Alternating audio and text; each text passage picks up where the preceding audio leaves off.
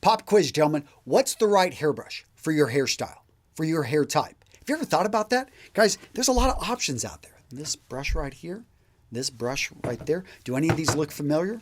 This one right here. Which one is perfect for you? If you're like the vast majority of men, you don't know. You go out there and we are creatures of habit. We start brushing our hair when we're young. We're simply using the brush that was given to us and we stick with it. We never go out there and explore our hair type, the different type of styling products available, the different type of styling brushes available. And it's these things I'm going to cover in today's video to give you a foundation so that you can start brushing your hair correctly.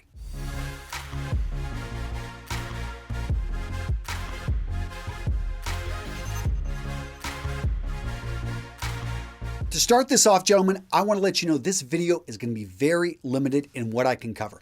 I'm going to link to down in the description an article, an infographic that goes into a lot more detail. Believe me, I've spent a year writing this, researching it with my writers, but the goal of this video is to give you a foundation. So let's start off with hair types. To start with hair, let's talk about the hair follicle. Now understand that we're all born differently. Everyone's got different follicle sizes, not only in the thickness, but also the shape. So let's talk first about thickness. You'll find that thinner hair and thicker hair, sometimes a larger, thicker hair can be twice to sometimes 3 times as thick as a thinner hair. Now when it comes to curly hair, what you're going to find is it's oftentimes the shape of the follicle. What you'll see is oftentimes when they're more oval shaped, they're going to start to have a bit of a wave in it. Now that you've got that basic understanding of hair follicles, let's take the 7.5 billion people in the world and condense them into 10 different hair types. Now I'm going to break immediately that into half. We're going to have longer hair, we're going to have shorter hair.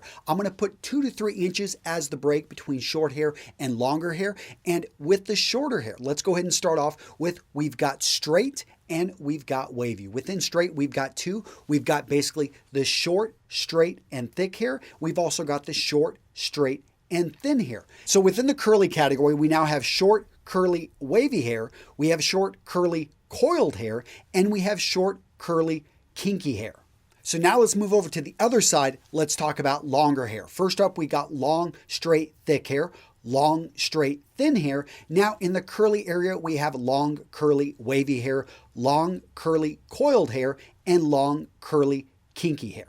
Now, many of those hair types are self-explanatory, but let me go into a little bit more on the definition of what do I mean by wavy, of coiled, and of kinky. So with wavy, that's going to be after about 3 inches, the hair is just going to have a natural wave to it. So this is something, if you can imagine the California surfer type of look. Now, when we go over to coiled, this is going to be where in about the first, after 2 inches, we start to definitely see some waves and some curls in the hair. In kinky hair, in the first 1/4 inch on the hair follicle, that's when we actually start to see some of the coils. So here it actually happens at the earliest point. So now we're going to talk about the right hairbrush for the right hair type. I'm not saying that you have to go with this, but if you've been using a particular hairbrush and you don't know why, it's just been something you've defaulted to for the last decade, maybe you want to try something different. Maybe you want to try something that actually is going to work better with your hair type. The first hair type I'm going to talk about is the straight and thin hair type. I'm going to talk about both about short hair and long hair at the same time. And I'm going to bring up this chart. And again, guys, I'm going to link to this chart more in the description and you can go check it out over at Real Men Real Style. But immediately you're going to notice right up there, we've got the Denman brush. We've got the rectangle brush. We've got the paddle brush, although the paddle brush is better for the long hair. The same with the oval brush. It's going to be better for the long hair. The reason is both of those brushes have more surface area, hence for the longer hair. Also, we have vented brushes. We have the pocket comb. The military palm brush is going to be great for short hair. And then we've got the foldable comb, both for short and longer length. So I just showed you a lot of brushes for one particular hair type. And you're probably saying, Antonio, okay, so which one is right for me? It depends on what you want to get out of the style of your hair. Understand that this brush right here, which has basically a broad bristle on it, obviously a lot of bristles right here. If you want your hair combed down, if you want it to have a very smooth, luxurious look, this is the brush you want to go for. Now, this vented brush right here, this is going to actually work for a wide variety variety of hair types, but this is going to give you basically a more, what you see here, I use a vented brush. It gives me a little bit more texture. It doesn't push it down. Both are going to work for my hair type, but it depends on what I want to get out of this. And again, if you go back and you look at that chart, there are other ones. And I talked about the Denman, which by the way, the Denman is actually where you've got a little bit of give right here in the brush. This one right here, you can see is going to be what, that rectangle one, the comb. So a lot of you guys are going to find if you've got thicker curly hair, just combs aren't going to work for you. But if you have thinner hair that is actually straight, it's oftentimes going to work out very well. So next up, let's talk about straight, thick hair. We're going to talk about both short and long. So let me bring up the chart here.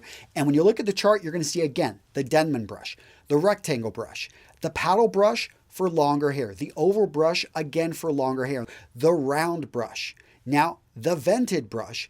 The pocket comb, again, is going to be better for short hair. So you can see these are very similar to what we saw. If you've got straight hair, it looks like, doesn't matter if it's thick or thin, you're oftentimes going to have quite a few brushes and combs at your disposal. So now let's get into the curly hair types, and I'm going to start off with wavy. So I'm going to go ahead and bring up the chart, and as you can see, some of the more usual suspects out there, we've got the Denman brush again, the rectangle brush, although the paddle brush all of a sudden drops off, and we've got the oval brush, both for short and longer hair. We've got the rounded brush. You'll find that actually the vented brush works for both, but here's where, unfortunately, if you've got wavy hair, you're going to find that combs just aren't going to work as much as if you've got the straight hair. The next wavy hair type we're going to talk about is the coiled hair type. Now let's go ahead and bring up the chart, and immediately you'll notice the denim brush fell off. The rectangle brush fell off. A lot of the brushes start to fail at this point. Now, what you will find is the oval brush, the rounded brush. These stick around. In addition, the military palm brush, especially if you've got shorter hair that is coiled. So you're looking for a shorter bristle length, which is going to give you a little bit more strength when you're brushing through that hair.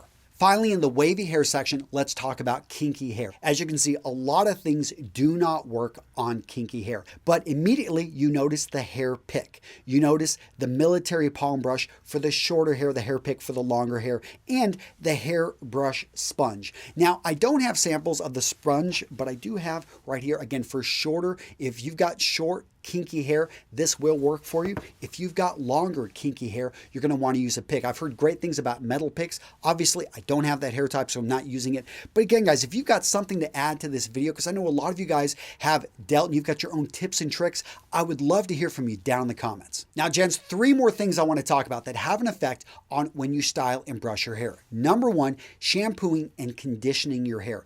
If you don't wash your hair very often, maybe just a couple times a week, and you rarely ever use shampoo, your hair is going to go to its natural state much more than if you're using a shampoo daily, especially if you're using a conditioner as well. It puts a thin layer on your hair. It can penetrate the hair, and it can have it either maybe lay a bit more straight.